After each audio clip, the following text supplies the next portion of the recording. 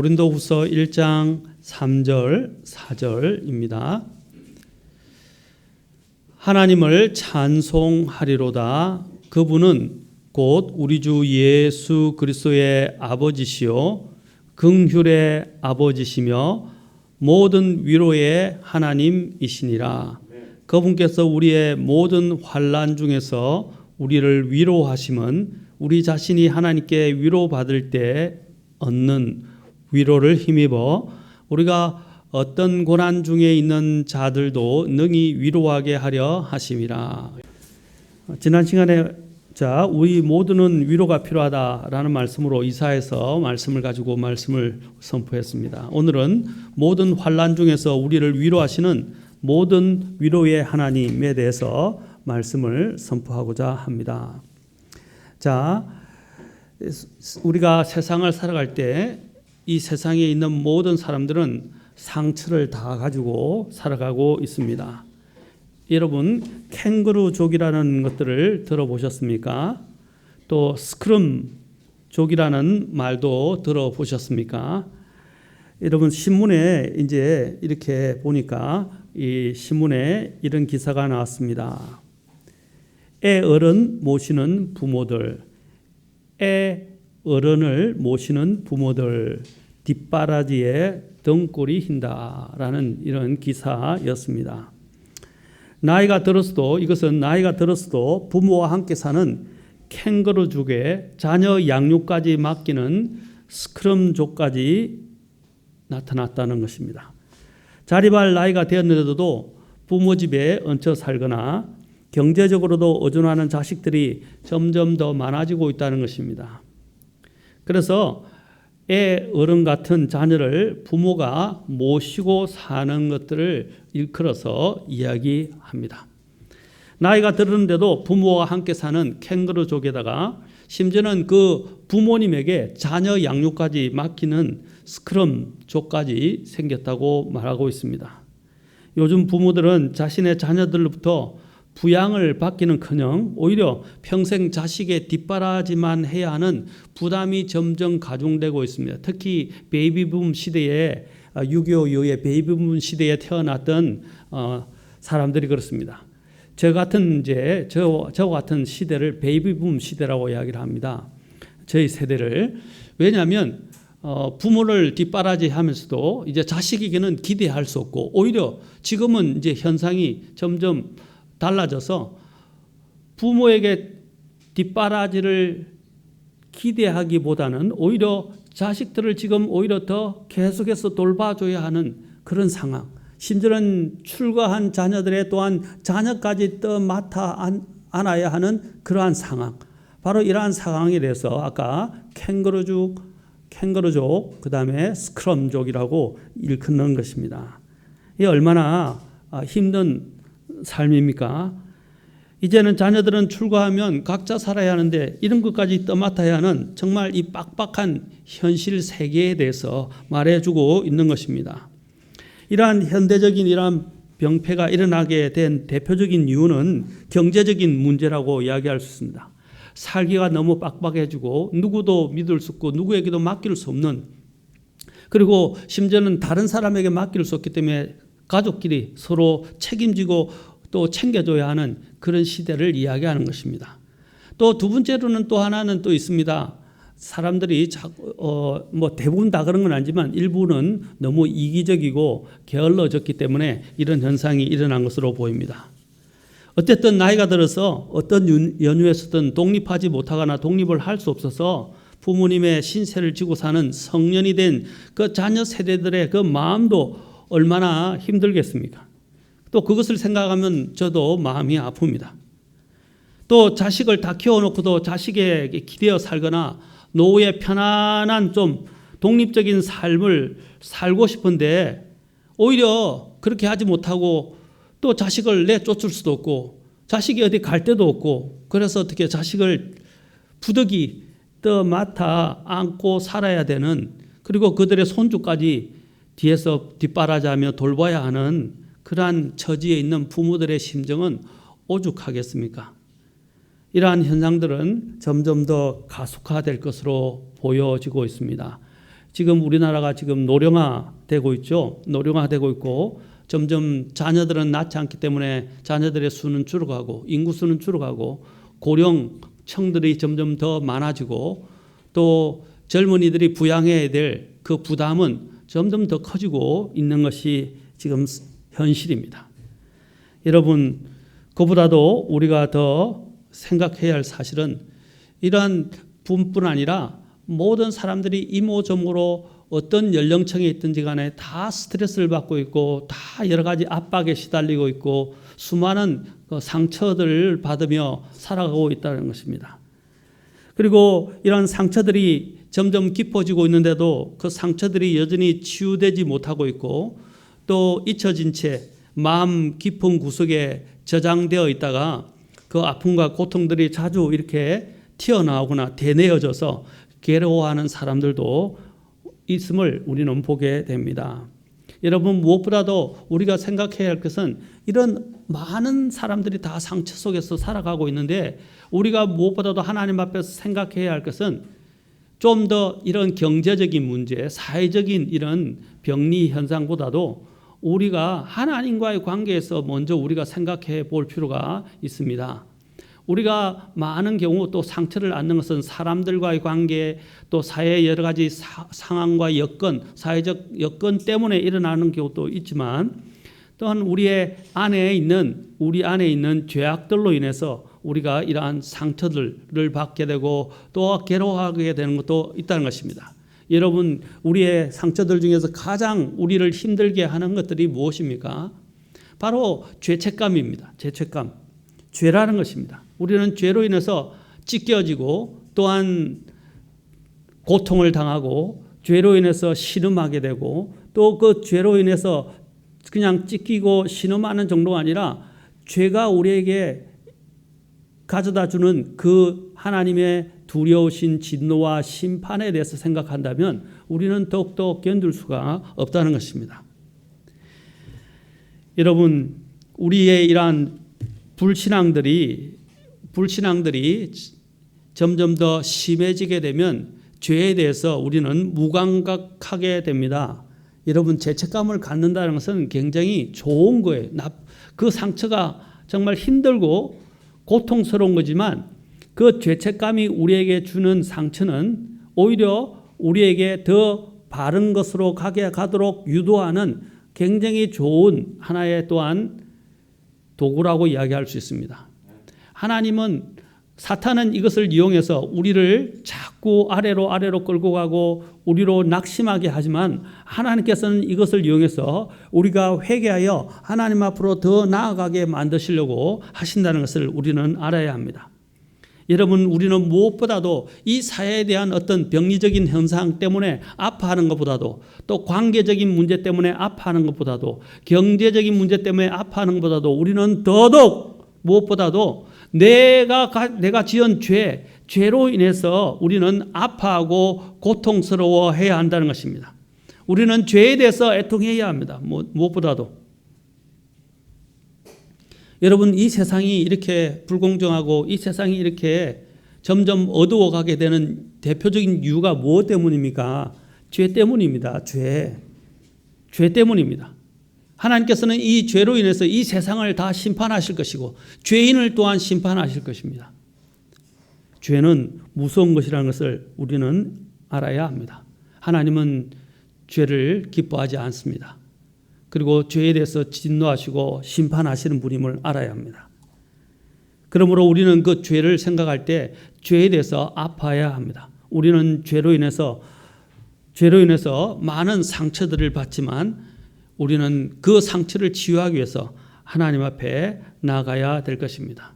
또 수많은 사람들은 죄로 인해서 또 상처를 받지만 또한 근본적으로 영적으로 볼 때 불신과 그들의 불신으로 인해서 그들은 상처를 받습니다. 여러분, 그 불신이 얼마나 큽니까?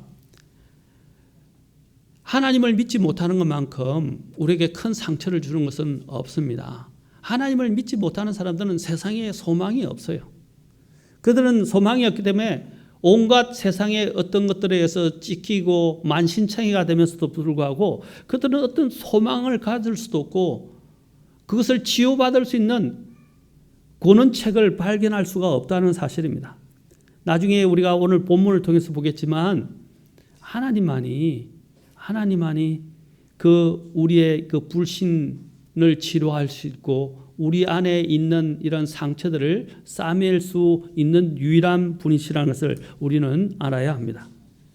우리는 또한 세상을 살아가면서 사랑하는 자를 잃는 슬픔으로 인해서 또 상처를 받기도 합니다. 여러분, 사랑하는 자를 잃는 상처, 그게 얼마나 큽니까? 성경에서 보니까 위로와 관련된 가장 첫 번째 구절이 어디에 나오는지 아십니까? 그것이 창세기 5장 28절과 29절에 나오는데 그 중에 가장 대표적인 그 상처가 바로 노아의 시대에 일어났다는 사실입니다. 자, 라멕이 182년을 살다가 아들을 낳았는데 그 아들의 이름을 노아라고 지었습니다. 그 노아라고 지었던 이유가 뭐냐면 여러분 가장 재밌습니다. 주님께서 저주하신 땅으로 인해 우리가 행하는 일과 우리 손의 수고에 대하여 바로 이 아들이 우리를 위로하리라 라는 것이었습니다. 노아라는 것은 뭡니까? 위로라는 것이에요. 노아를 통해서 위로를 받겠다는 거예요. 어떤 곳에서? 바로 저주받은 땅, 또 우리가 늘 수고하고 수고해야 되고 땀을 흘려야 되고 고생해야 되고 수고하는 그 수고로부터 우리가 위로를 받고 쉼을 얻게 되는 것. 바로 그것이 노아라는 것입니다. 그러한 바람에 의해서 그 라멕이 낳은 그 아들의 이름을 노아라고 지었다는 사실입니다. 여러분 보십시오. 아까 이 세상은 죄악으로 신음하고 있습니다. 불신으로 신음하고 있습니다. 그 가운데서 가장 성경이 첫 번째로 쓰였던 단어가 바로 위로와 관련해서 쓰였던 단어가 노아와 관련됐다는 것입니다. 하나님은 노아를 통해서 이 세상을 구원하시고자 하셨던 것입니다. 바로 하나님은 오늘날 우리에게도 이 위로를 주시고자 원하는데 바로 그 위로가 어디를 통해서 나타나는가 하는 부분을 오늘 또 본문을 통해서 우리가 살펴볼 것입니다. 여러분, 이 세상을 살아가는 것 얼마나 슬픕니까? 시편 90편 10절에 보니까 바로 우리의 햇수의 날들이 70년이요 강건하면 80년이라도 그 햇수의 위력은 수고와 슬픔뿐이니 그 위력이 끊어짐에 우리가 날아가 버리나이다 라고 말하고 있습니다. 여러분, 우리가 사는 나날들의 그 위력이 뭐라고 그랬어요? 수고와 슬픔이다 라는 것입니다. 그래서 이 수고와 슬픔뿐인 세상에서 우리에게 더더욱 필요한 것이 무엇입니까? 바로 위로라는 것입니다. 위로라는 것입니다. 예레미야 20장 18절에서도 어찌하여 내가 태에서 나와 수고와 슬픔을 보며 라고 말하고 있습니다. 여기도 동일하게 이 인생이 그렇죠? 수고와 슬픔으로 가득 차 있다는 것을 말하고 있습니다. 시편 38편 8절에서는 나는 연약하고 심히 상하였으며 내 마음이 불안하여 내가 신음하였나이다 라고 말하고 있습니다. 여러분, 여기도 보니까 연약하고 상한다 라고 말하고 있고 불안하다 라고 말하고 있어요. 모든 사람들이 다 느끼고 있는 것이라고 말하고 있습니다. 여러분, 바로 이 우리 세상으로 인해서 찍힌 상처들은 우리를 슬프게 하고 우리를 힘들게 합니다. 시편 69편 20절에서도 모욕이 내 마음을 상하게 하여 내게 근심이 가득하므로 내가 불쌍히 여길 자를 찾았으나 아무도 없었고. 보십시오. 나는 혼자다. 나와 함께하는 사람이 없다. 나와 함께 슬퍼해 줄 사람도 없고 나를 위로해 주는 사람이 없구나. 그 얼마나 슬픈 일입니까? 그래서 여기서 시편 기자도 이렇게 말합니다. 찾았으나 아무도 없었고 위로할 자를 찾았으나 아무도 찾지 못하였나이다 라고 말하고 있는 것입니다. 심지어는 시편 38편 11절에서 이건 물론 예수님에 대해서 말씀하시는 것이지만 내 사랑하는 자들과 내 친구들이 내 상처를 멀리한 채 서 있으며 보십시오. 버림받는 거예요. 배반당하는 거예요. 그리고 내 친족들도 멀리 떨어져 섰나이다 라고 말하고 있습니다. 무엇보다도 우리에게 슬픔을 주는 것은 사랑하는 자를, 아까 말씀드린 것처럼 사랑하는 자를 잃는 슬픔이라고 할 수 있습니다. 그 외에도 성경은 가난과 궁핍함으로 당하는 상처에 대해서도 시편 109편 22절에서도 말하고 있습니다. 나는 가난하고 궁핍하며 내 마음은 내 속에서 상처를 입었나이다. 여러분, 가난하고 손을 벌려야 하고 또 다른 사람들에게 빌려야 하고 또 다른 사람들의 눈치를 봐야 되고 가난함으로 인해서 많은 핍박과 멸시를 당하고, 그 얼마나 불쌍한 인생입니까? 얼마나 마음이 괴롭겠어요. 그 사람이 갖는 상처에 대해서 우리는 가볍게 생각해서는 안 된다는 것입니다. 그래서 하나님께서는 특히 가난한 자를 업신여기지 말라고 하셨어요. 돌아보라고 말씀하신 것입니다. 가난한 자들은 스스로 위축됩니다. 왜냐하면 기댈 곳이 없고 힘드니까. 그리고 다른 사람들의 손 벌리는 일도 이것도 하루 이틀도 아니고 얼마나 힘들겠습니까? 그리고 사람들의 보는 그 눈길, 또 사람들의 당하는 그 멸시와 천대, 그것들로 인해서 상처는 점점 깊어가는 것입니다. 또 우리는 고난으로 인해서, 세상에 있는 많은 고난으로 인해서 상처를 받기도 합니다. 심지어는 성경에 보니까 아이를 갖지 못하고 또한 처백에서 핍박을 받을 때 이런 상처를 받는 경우에 대해서도 말하고 있습니다. 그녀가 우리가 대표적으로 누구입니까? 그녀가 누구죠? 한나죠. 사무엘의 어머니 바로 한나를 이야기합니다. 한나가 자녀를 갖지 못해서 심지어는 그 첩이었던, 그렇죠? 첩이었던 자에게서 굉장히 큰 핍박과 시련을 당했습니다. 심지어는 수많은 사람들이 또한 여러 가지 소문들로 인해서, 악한 소문들로 인해서 상처를 받았습니다. 많은 연예인들 중에서 이 악플로 인해서 심지어는 상처를 받을 뿐 아니라 자살한 사람들도 생기고 있다는 것입니다. 이런 상처 입은 사람들에 대해서 잘 말해주는, 가장 잘 대변해주는 것이 잠언 18장 14절입니다. 사람의 영이 그의 병약함을 지탱하려니와 상처 입은 영은 누가 감당하리요? 라고 말하고 있습니다. 상처를 입은 영은 누가 감당하리요? 여러분, 이 상처 입은 영혼은 어떻게 할 수 없다는 것입니다. 그 중에서 가장 큰 상처가 아까 자기가 사랑하는 자를 잃는 것도 있지만, 또 하나는 다른 자기가 믿던 사람들로부터, 함께하던 사람들로부터 배반당하는 것입니다. 배반으로 인한 상처. 바로 우리 주 예수님께서도 이 배반으로 인한 상처를 당하신 가장 대표적인 분이라고 할 수 있습니다. 가장 자기 친구들에게서 바로 주님께서는 배반을 당하셨다는 사실입니다. 시편 41편 9절에 보면 참으로 내가 신뢰한 나의 친구, 나의 친한 친구, 곧 내 빵을 먹은 자가 자기 발꿈치를 들어 나를 대적하였나이다. 이 성경 구절은, 시편 41편 9절의 이 성경 구절은 바로 예수님과 함께했던 3년 반 동안 같이 함께했던 이스카리옷 유다를 이야기하는 것입니다. 그리고 주님께서 십자가에 매달렸을 때, 십자가에 매달리시게 됐을 때, 처형장으로 끌려갈 때, 매달리게 될 때 그분과 함께하는 자가 없었고 다 제자들조차도 다 도망가 버렸다는 것입니다.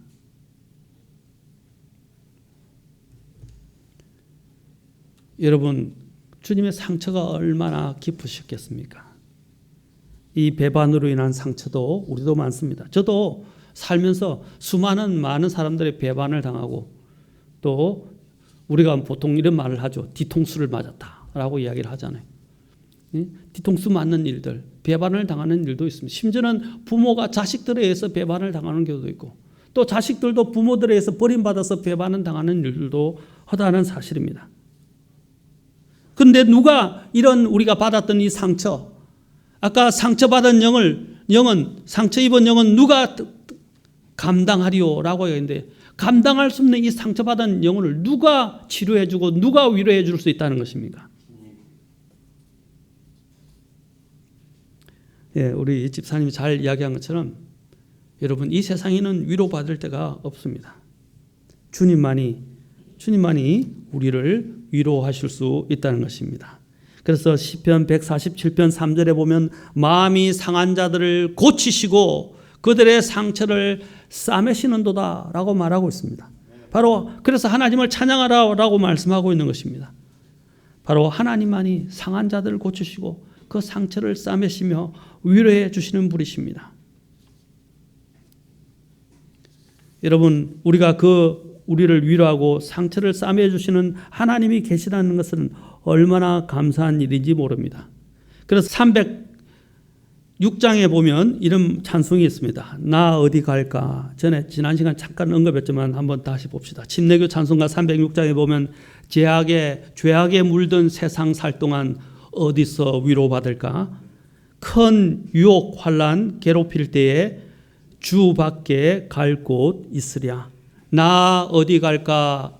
나 어디 갈까? 내 영혼 쉴 곳 어딘가?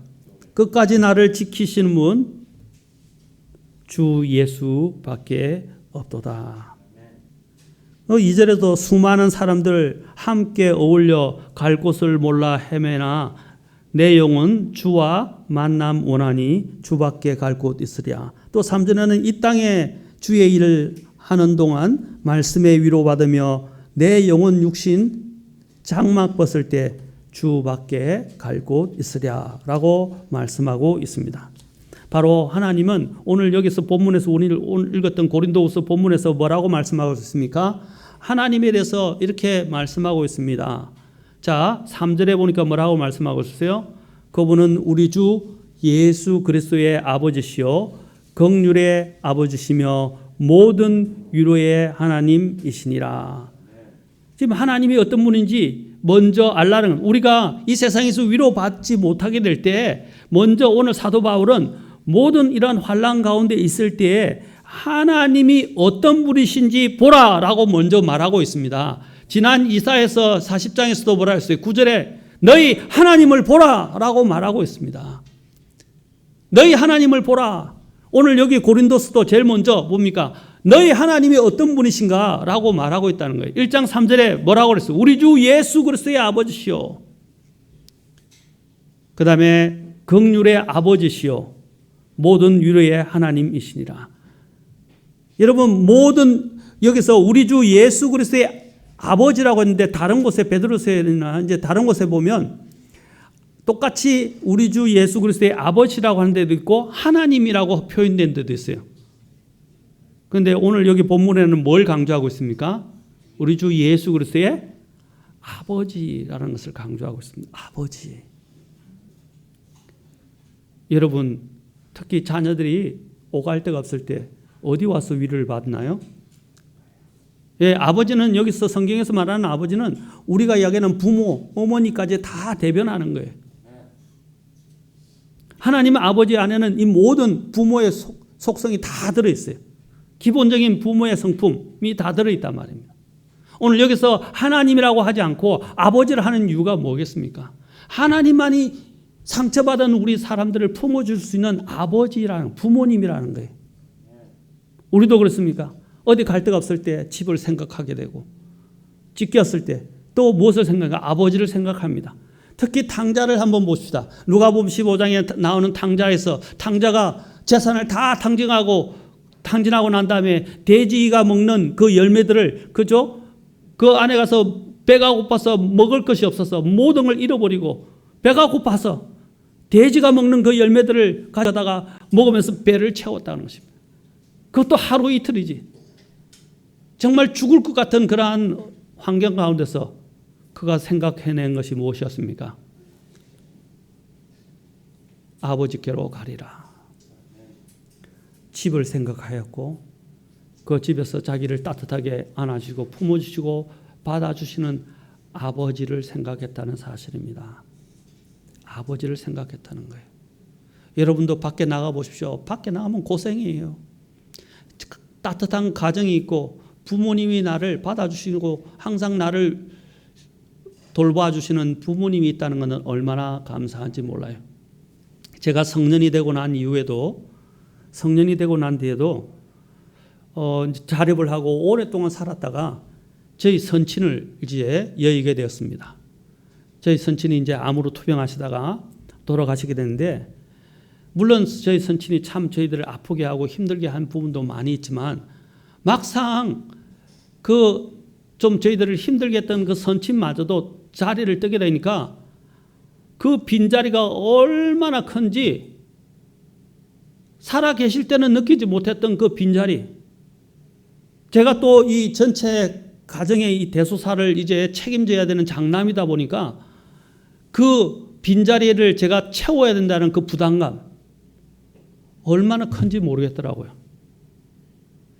그리고 집에서 대대로 내려오는 것들을 이제 정리해야 되는 문제들, 또 남아있는 어머니와 이제 동생들을 또 챙겨야 되는 문제들, 아버지의 재산의 문제를 처리해야 되는 문제들, 너무 힘들더라고요. 사실 굉장히 부담이 컸어요. 그 빈자리가 얼마나 큰지. 그리고 지금도 한 번씩 아버지 돌아가신 선친을 생각하면 그 자리가 굉장히 컸다라는 것을 알게 됩니다. 우리 여기 자녀들에게 말하는데, 부모님 살아계실 때 잘 아세요. 살아계실 때는 모르죠. 그 자리가 비어질 때 여러분은 그 자리가 얼마나 큰지, 그 자리가 얼마나 큰지, 그 빈자리로 인해서 오는 여러분들의 마음의 쓸쓸함은, 또 아픔과 또 다 잘해드리지 못하는 아쉬움은 얼마나 큰지 깨닫게 될 것입니다. 여러분, 아버지가 있다는 것 얼마나 위로가 되는지 모릅니다. 여기서 하나님을 어떻게 표현하고 있습니까? 모든 위로의 아버지라고 말하고 있습니다. 아버지. 하나님은 우리의 영혼의 아버지 있습니다. 우리가 이 세상에서 만신창이가 되고 찢기고 상처받고 위로받을 때 없을 때 우리는 돌아갈 곳이 있다는 것, 이 얼마나 감사한 일입니까? 어디로 돌아갈 수 있어요? 하나님 아버지께로 돌아갈 수 있어요. 하나님을 우리는 아버지라고 부를 수 있는 사람이에요. 여기 믿지 않는 사람들은 하나님을 그냥 하나님으로밖에 이야기 못하지만, 우리 믿는 사람들은, 구원받은 사람들은 하나님을 아버지라고 부를 수 있다는 것 얼마나 감사한지 몰라요. 자, 한번 해봅시다. 아버지. 자, 다시 한번 해봅시다. 하나님 아버지. 하나님 아버지. 예, 어떤 분은 아버지 하나님이라고 말하죠. 하나님을 아버지라고 부를 수 있다는 것 얼마나 감사한 일인지 몰라요. 그리고 우리가 오갈 데 없고 상처받았을 때 우리가 돌아갈 수 있는 아버지 품이 있다는 거예요. 바로 아까 탕자가 아버지의 품을 생각했다는 겁니다. 아버지의 품을. 여러분, 배고프고 먹을 거 없고, 그렇죠, 두려움과 불안 가운데 있다가 자기가 돌아갈 수 있는 곳이 있고, 그곳에 가면 따뜻한 것이 있다는 것, 따뜻한 품이 있고 따뜻한 것이 있다는 것은 얼마나 큰 위로가 되겠습니까? 오늘 여기서 먼저 이 사도 바울은 이 말씀을 들어서 말합니다. 바로 아버지라는 것입니다. 그러면서 그는 설명합니다. 그 아버지가 어떤 분인지, 예수 그리스도의 아버지시요. 여기서 왜 예수 그리스도가 나왔을까요? 하나님께서는 우리를 통해서 어떻게 했어요? 우리를 구원하시기 위해서 자신의 생명과 같은 예수 그리스도를 내어주셨잖아요. 그리고 두 번째는 긍휼이 나옵니다. 긍휼이 뭐라고 그랬죠? 우리같이 형편없고 죄악으로 말미암아 수천 번 수만 번 주고 마땅한 죄인들을 하나님이 어떻게 했어요? 그냥 죄를 덮어주시고 죄를 넘어가시고 용서해 주신다는 겁니다. 그게 긍휼 아닙니까? 여러분, 부모님이 나를 때로는 징계하지만 부모님의 기본적인 마음은 뭐예요? 나를 사랑하시는 거잖아요. 그리고 내가 죄를 지어도 또 용서하실 수 있는 분이 바로 부모님입니다. 부모님이에요. 부모님은 나를 대신해서 생명까지 내어줄 수 있는 분이 바로 부모님이에요. 그 부모님의 마음을 가장 잘 나타내는 것이 예수 그리스도이고 긍휼이라는 거예요. 그래서 긍휼의 아버지라고 말하고 세 번째는 뭡니까? 뿐만 아니라 모든 것을 통해서 하나님께서는 위로하신다라고 말씀하고 계십니다. 그러면서 위로의 하나님이라고 말하는데 그냥 위로가 아니에요. 뭐라고 여기 오늘 여기서 수식어를 써서 말하고 있습니까? 모든 위로의 하나님. 그냥이 아니라 모든 위로의 하나님이라고 그랬어요. 그 모든이 그럼 얼마만큼의 모든이냐라고 이야기하고 있습니다. 4절에 보십시오. 그분께서 오늘 설교 제목이죠. 그분께서 우리의 모든 환난 속에서도 환난은 뭡니까? 우리를 힘들게 하고 고통스럽게 하고 그렇죠? 어렵게 하는 것입니다. 그리고 우리에게 상처를 주기도 하는 것입니다. 그 환난도 그냥 한두 개의 환난이 아니라 모든 환난 중에서 우리를 위로하시는 모든 위로의 하나님이다. 그러니까 위로하지 못하는 것이 없다는 것입니다. 모든 부분에서 위로하실 수 있는 분이시라는 거예요. 이게 얼마나 감사한 일입니까? 사랑하는 성도 여러분, 우리가 어떻게 해야 이 상처를 이기고 또 상처가 치유받고 우리의 이러한 상처를 치료받는 데서 위로를 받으며 행복한 인생을 살아갈 수 있겠습니까? 바로 하나님이 필요하고 하나님의 위로가 모든 사람에게 필요하다는 사실입니다. 세상은 모두 다 겉으로는 웃고 있지만 속으로는 울고 있는 사람들이 의외로 많다는 것을 알 수 있습니다.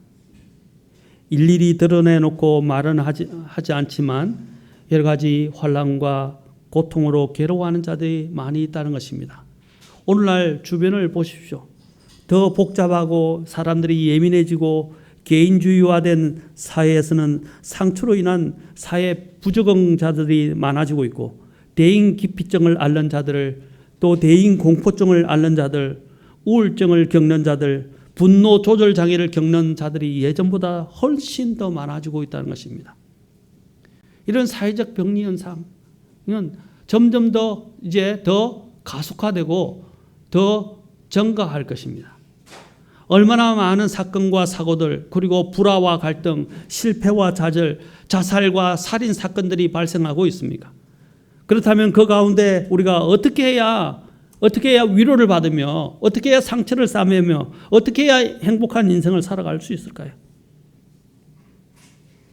우리 모두는 이 모양 저 모양으로 다 위로가 필요합니다. 그러나 그것을 위로해 줄 수 있는 것은 사람들이 주는 위로는 일시적입니다. 우리는 하나님의 위로를 받아야 합니다. 사람들이 주는 위로는요, 우리의 죄의 문제를 해결할 수 없어요. 사람들이 주는 위로는요, 우리의 죽음의 문제를 해결할 수 없어요. 사람들이 주는 위로로는요, 마귀를 이길 수 없어요. 그러나 하나님이 주시는 위로는 우리의 죄를 치료하실 수 있습니다. 죄책감을 이기게 할 수 있다는 거예요. 그리고 주님이 주신 위로는 또한 이 세상을 이길 수 있게 합니다. 그리고 죽음을 이길 수 있게 합니다. 그리고 또한 마귀를 이길 수 있게 하신다는 것입니다. 여러분, 우리 모두에게는 바로 이 모든 것을 이기게 하시는 그리고 위로를 주시는 하나님과 하나님의 위로가 필요하다는 사실을 우리는 잊지 말아야 합니다. 여러분, 하나님을 찾으십시오. 갈 데가 없다고 생각할 때 하나님을 찾으십시오. 한 유명한 우리나라 방송국 MC가 있는데 그분이 제가 알기로는 이제 CTS에서 새롭게 하성선가 어딘가에서 이제 앵커 하시는 분인데 그분이 MBC 옛날 MBC가 아니고 KBS인가 유명한 앵커였어요. 근데 그분이 자녀를 잃을 뻔했어요. 어린 자녀가 딸이 차에 치일 뻔했다가 차에 그 트럭에 치여가지고요. 2.5톤인가 트럭에 치여서 트럭이 애가 3살인가 2살인가 됐는데 모르고 뒤로 가다가 아이를 바퀴로 아이를 넘어가 버렸어요.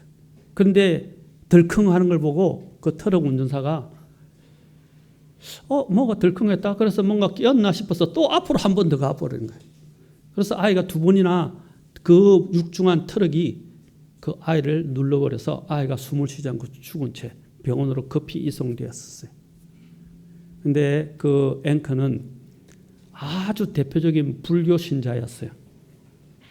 불교 신자였고 심지어는 불교 학교에서 뭐 불교회 회장까지 했다고 하던가 제가 그때 기억이 이제 좀 희미한데 그런데 그 딸이 죽게 됐을 때 그의 입에서 나오는 말이 뭔지 아십니까? 그 간증에 나와요. 하나님, 하나님, 한 번만 우리 딸을 살려주십시오. 의사도 죽었다고 했대요. 그래서 그 아이가 이렇게 하얀 천으로 덮여져 있는 것을 아이를 천을 이렇게 걷어내고 아이를 안았대요. 사람들은 미쳤다고 생각했겠죠. 죽은 아이라고 죽었다고 판정되었던 아이인데 근데 그 아이를 안았는데 울고 하나님 앞에 하나님 한 번만 살려주시면 뭐든지 다 하겠습니다. 그런데 기적적으로 아이가 꿈틀거리기 시작했대요. 그리고 그 이후로 그분이 크리스찬이 되었습니다. 주님을 알게 되고 그래서 이제 여러분 기독교 방송에 앵커로 나와서 간증도 하고 많은 사람들을 감명을 주는 신실한 크리스찬이 됐다는 거예요. 그 입에서 나오는 말이 뭐예요? 하나님을 찾았다는 거예요. 하나님을 찾았다는 거예요. 사랑하는 성도 여러분, 이 세상에서 우리는 어디서 위를 찾을까? 사람을 살리는 그 능력은 하나님밖에 없습니다. 여러분 힘들 때 하나님을 찾읍시다. 하나님을 부르십시다. 특히 우리는 하나님이라고 부르지 않고 우리는 뭐라고 부를 수 있다고요? 아버지라고 부를 수 있다는 거 얼마나 감사합니까? 아버지 하고 부르면 됩니다. 물론 우리가 주님을 존중하는 의미에서 우리가 기도할 때 주여, 주님 그렇게 또 하나님 이렇게 부르지만 여러분이 정말로 괴롭고 힘들 때 이렇게 불러보십시오. 물론 면목은 없다고 할 수 있지만 그러나 하나님은 우리를 자녀로 생각하시고 우리를 아끼신다는 것을 기억하십시오. 그러면서 이렇게 불러보십시오. 아버지 하고 불러보세요. 아버지. 하나님은 우리의 아버지 되십니다. 단지 하나님이실 뿐 아니라 아버지가 되신다는 것. 그래서 그 하나님의 이름을 불러보시기 바랍니다. 아멘. 이사야서 66장 13절에서는 또 이렇게 말합니다. 어머니의 위로를 받는 자같이 내가 너희를 위로할 터인즉 너희가 예루살렘에서 위로를 받으니 바로 회복될 이스라엘 백성들에게 주님께서 말씀하고 계신 것입니다. 그들에게 뭐라고 불리시겠다고요? 예? 바로 너희를 위로하는 어머니처럼 위로하는 자가 되시겠다고 말씀하고 계십니다. 이사야서 49장 13절에서는 주께서 자신의 백성을 위로하셨은즉 자신의 고난받는 자들에게 긍휼을 베푸시리라 라고 말하고 있습니다. 하나님은 위로하시는 분이시다. 그래서 제가 말한 신약의 시작을 알리는 그 이사야서 40장의 가장 첫 번째 말이 뭐라고 그랬죠? 내 위로하라. 내 백성을 너희는 위로하라. 내 백성을 위로하라 라는 것이었습니다. 이사야서 51장 그래서 12절에도 보면 이렇게 말합니다. 나 곧 내가 너희를 위로하는 자이거늘 이라고 말하고 있습니다.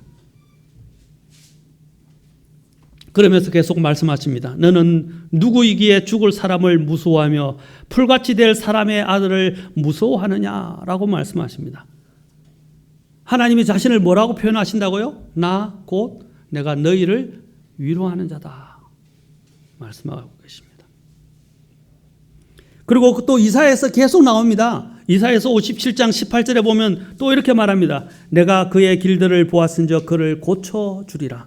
또 그를 인도하여 그와 및 그의 슬퍼하는 자들에게 위로를 회복시켜 주리라 라고 말씀하고 있습니다. 슬퍼하는 자에게 위로를 주시겠다고 말씀하고 있습니다. 소망을 계속 심어주시는 것입니다. 그리고 또 이사야서 61장 2절에 보니까 또 나옵니다. 이게 주님께서 사실 우리 주님께서 인용하신 구절이에요. 구절에 그 뒤에 뭐가 나오는지 다 나옵니다. 또 주의 받아주시는 해와 우리 하나님의 원수 갚으시는 날을 포고하고 애곡하는 모든 자를 위로하게 하려 함이라 그랬어요.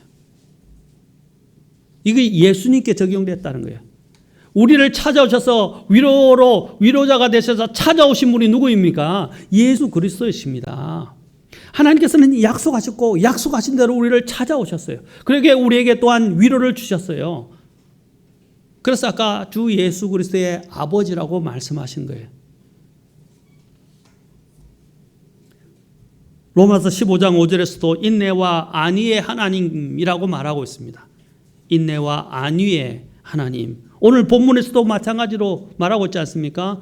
모든 위로의 하나님이라고 말씀하고 있습니다. 하나님은 두렵고 진노하시고 죄에 대해서 심판하시는 그런 공포의 하나님, 그런 신이 아니라 연약한 우리 인간의 성정을 아시고 살피시고 용서해 주기를 원하시고 위로해 주시기를 원하시는 정말 좋으신 아버지이십니다. 그래서 우리 어린이들 찬송 옛날에 많이 불렀죠. 좋으신 하나님. 그렇죠. 그랬잖아요. 저는 그 2절, 3절을 이렇게 봤거든요. 좋으신 하나님에서 좋으신 아버지 이렇게 바꾸면 좋겠어요. 아버지.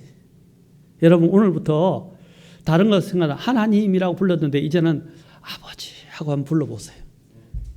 그러면 얼마나 힘이 되는지. 하나님이 나의 아버지가 되신다. 얼마나 좋아요. 특히 여러분 어려울 때 누구를 많이 생각하면 아버지도 생각하고 어머니 생각하잖아. 어머니 부르면 마음이 편해지고 좋잖아요. 힘들 때마다 어머니를 생각하면 너무 좋잖아요.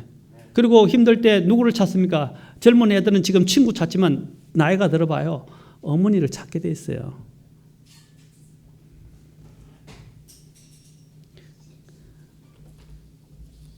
사랑하는 성도 여러분, 하나님은 모든 위로의 하나님이시며 심지어는 모든 환난 중에서 우리를 위로하시는 분이시다라는 것입니다. 하나님은 우리가 당하는 모든 것들을 다 보고 계시고 다 알고 계시고 다 이해하시는 분이십니다. 또한 예수님께서 우리와 같은 육체를 입고 이 땅에 오셔서 어떻게 하셨습니까? 우리가 당하는 모든 시험들을 다 당하셨어요. 그래서 그분은 우리가 당하는 시험을 다 당하시고 우리가 겪는 고통과 고민을 다 경험하셨어요. 히브리서 4장 15절을 보십시오. 자, 15절, 16절 우리 같이 읽도록 하겠습니다. 시작. 우리에게 계신 대제사장은 우리의 연약함의 감정을 몸소 느끼지 못하시는 분이 아니요 모든 점에서 우리와 똑같이 시험을 받으셨을 때 죄는 없으신 분이시니라. 16절. 그러므로 우리가 긍휼을 얻고 필요한 때에 도우시는 은혜를 얻기 위해 은혜의 왕자로 담대히 갈 것이니라. 아멘. 보십시오. 예수님은 우리의 대제사장으로서 육체를 입고 이 땅에 오신 하나님이십니다. 맞습니까? 예수님은 하나님이세요. 하나님께서 육체를 입고 이 땅에 오셨다는 것입니다. 그래서 그분의 이름이 또한 뭐라고 불려주는 우리와 함께 하시는 하나님인 임마누엘이라고 불려주시는 거예요. 그분이 이제 이 땅에 오셔서 우리가 당하는 모든 것들을 33년 동안 다 겪으셨어요. 그분은 하나님으로서 그런 걸 겪을 필요가 없으신 분이에요. 그분은 하나님으로서 죽을 필요가 없으신 분이에요. 그러나 우리를 위해서 고통을 당하셨고 우리 때문에 많은 이런 질고를 지셨고 우리 때문에 또한 심지어는 죽음까지 맛보셨던 분입니다. 그리고 모든 시험을 당해 보신 분이십니다. 그 주님은 어떤 분이시라? 그래서 우리의 연약함을, 감정을 몸소 다 어떻게 해요? 터치, 여기에 터치, 느낀다는 말은 터치. 다 만져서 안다 이 말입니다. 여러분 터치하면 어떻게 해요? 감각이 있어서 이거 뭔지 알죠? 예? 다 만져주실 수 있는 분이라는 거예요. 그리고 다 이해하고 다 만져줄 수 있는 분이라는 것입니다. 그 찬송 중에 하나님을 뭐라고 내 마음 만지시는 분은 없네 그러잖아요. 내 마음을 다 만지실 수 있는 분이시다라고 말하고 있습니다. 그래서 우리는 어떻게 해야 된다고요? 16절 어떻게 해야 된다고요? 그러므로 어떻게 해야 된다고 말하고 있어요? 우리가 긍휼을 얻고 필요한 때에 도우시는 은혜를 얻기 위해 은혜의 왕자로 담대히 갈 것이니라. 힘들 때 여러분 다른 말 필요 없어요. 그냥 하나님 앞에 가서 울어도 됩니다. 그냥 있는 대로 그냥 솔직하게 하되 이렇게 하십시오. 아버지 하고 부르시면서 하나님 앞에 나아가시기 바랍니다. 아멘. 여러분 하나님은 우리의 모든 것들을 아시는 하나님께서 우리를 안아주시고 우리의 상처를 싸매주시고 우리를 또한 용서하시고 우리를 받아주실 수 있는 분이십니다. 그리고 우리를 능히 위로해 주실 것입니다. 위로해 주실 것입니다. 그래서 아까 말씀드린 이사야서 40장 9절에서 너희는 위로하라 내 백성을 위로하라고 하시면서 뭘 이야기하고 있습니까? 사람은 풀과 같고 그렇죠. 또 그의 영광도 풀의 꽃과 같고 다 사라질 것이지만 이제 너희들은 뭐라고 그랬어요? 눈을 들어서 너희 하나님을 보라라고 말씀하시는 거예요. 우리 하나님이 어떤 분이라고요? 바로 위로의 아버지시다. 위로의 하나님이시며 모든 환난 가운데서 우리를 위로하시는 아버지가 되신다는 것입니다. 여러분 위로자가 있다는 것과 없는 것은 큰 차이입니다. 위로할 사람이 아까 그랬잖아요. 시편에서 나를 예레미야서도 마찬가지 나를 돌아보는 자 같고 그래서 주위를 살펴봤지만 나를 위로할 자가 없나이다. 그러나 하나님이 우리를 위로하신다는 거예요. 마지막으로 우리가 생각할 것은 뭡니까? 이제 하나님이 우리를 위해서 행하신 것들을 생각해 보라는 것입니다. 그래서 4절의 상반절에서 하나님이 고린도후서 아까 4절 상반절에서 1장 4절 상반절에서 우리가 뭐라 그랬어요? 모든 환난 가운데서 우리를 위로하시는 하나님이라 그랬어요. 하나님이 우리를 위하여 행하신 일들이 무엇입니까? 바로 직접 오셔서 우리를 위해서 죽어주시고 그렇죠? 고통을 당하시고 죽어주셨다는 것입니다. 그리고 부활하셨다는 거예요. 얼마나 놀라운 일을 했어요. 우리를 구원시키려고 이 놀라운 일을 하셨어요. 그리고 이사야에서는 뭐라고 말하고 있습니까? 이사야에서 아까 9절 그 뒤에 10절에서 이렇게 말합니다. 보라 주 하나님께서 강한 손과 더불어 임하실 것이요 그분의 팔이 그분을 위하여 다스리리라. 보라 그분의 보상이 그분께 있고 그분의 일이 그분 앞에 있도다. 하나님이 하시는 일을 보라는 것입니다. 누구를 위해서 하시는 거예요? 내 백성을 위해서 하시는 거예요. 여기서도 보라라고 말하고 있어요. 보라, behold 또는 lo라고 말하고 있어요. 보라. 여러분 하나님을 보십시오. 위로받을 때가 없을 때 하나님을 보시라는 것입니다. 그러면서 40장 또 11절에서는 뭐라고 말합니까? 이사야에서 그분께서는 목자같이 자기 양떼를 먹이시고 어린 양들을 자기 팔로 모아서 어떻게 한다고요? 안아 옮기시며 아까 품에 안 넣으신다 그랬죠. 특히 연약한 어린아이 어린 양 다 안잖아요. 부모님이 아이를 이렇게 안듯이 하나님께서 우리를 그렇게 품에 안아 옮기신다 그랬어요. 그리고 어린 것들과 함께하는 어미들을 부드럽게 인도하시리라. 바로 하나님은 목자같이 우리를 돌보신다라는 것입니다. 성경에서 그 목자에서 예수님에 대해서 요한복음에서는 뭐라고 말씀하시는 거예요? 예수님을 선한 목자다 그랬어요. 그 선한 목자는 어떻게 한다고요? 양들을 위하여 생명을 버리고 그렇죠. 생명을 내어준다는 것입니다. 정말 목자는요 양들을 위해서 생명까지 마다하지 않고 자기를 내어주고 양들을 지킨다는 거예요. 바로 그분이 누구라고요? 하나님이시다. 하나님이 바로 우리를 위해서 이렇게까지 행하신다는 것입니다. 자, 생각해 봅시다. 그 아버지 하나님께서 우리에게 예수 그리스도 독생자를 이 땅에 보내주셔서 우리의 위로가 되게 하셨어요. 또 뿐만 아니라 예수님이 올라가실 때 지난 시간에 봤지만 예수님이 승천하시면서 혼자 우리를 내버려 두지 않기 위해서 뭘 선물로 주셨다고요? 성령 하나님, 그렇죠? 위로자이신 하나님을, 성령님을 우리에게 선물로 주셨다는 거예요. 얼마나 감사합니까? 또한 하나님께서 우리를 또한 더 홀로 남겨주지 않겠어 성령 하나님을 우리가 또, 그렇죠? 느끼기에 또 부족하다고 우리가 느낄 수 있기 때문에 하나님이 또 우리에게 뭘 주셨을까요? 하나님의 말씀을 주셨다는 거예요. 말씀. 하나님의 이 말씀을 주셨다는 거예요. 얼마나 감사한지 모릅니다. 그래서 시편 우리가 잘 아는 23편 4절에는 이렇게 말씀하십니다.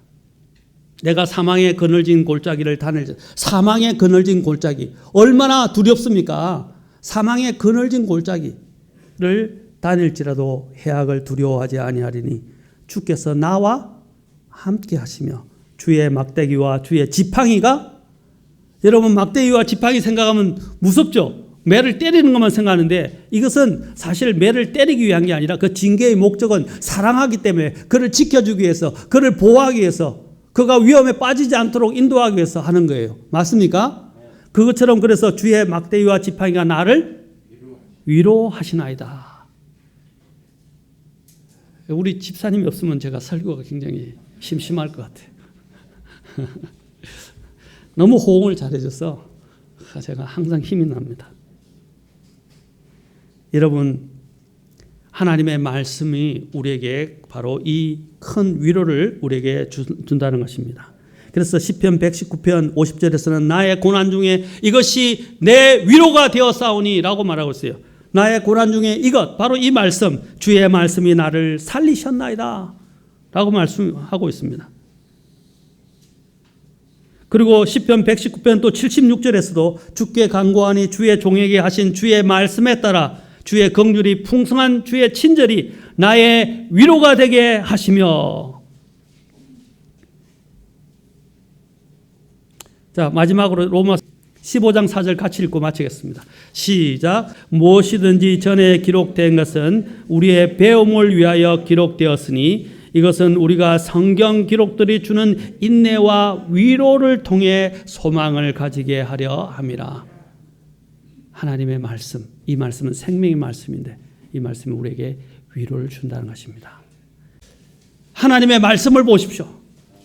정말 힘들 때는 말씀을 보십시오. 어린이들 게임하고 막 노는 데서 위로를 찾는 게 아니라 친구들을 통해서 위로를 찾지 말고 하나님 말씀이 주는 위로를, 이거는 영원한 위로예요. 이 말씀으로 여러분 위로받으시는 여러분이 되시기를 바랍니다. 모든 위로의 아버지로부터, 그렇죠? 위로를 받으시는, 그래서 이 험난하고 힘들고 찍힌 그 여러분의 마음이 다 치유받고 주님 앞에서 승리하시는 저와 여러분이 되실 수 있기를 주의 이름으로 축원합니다.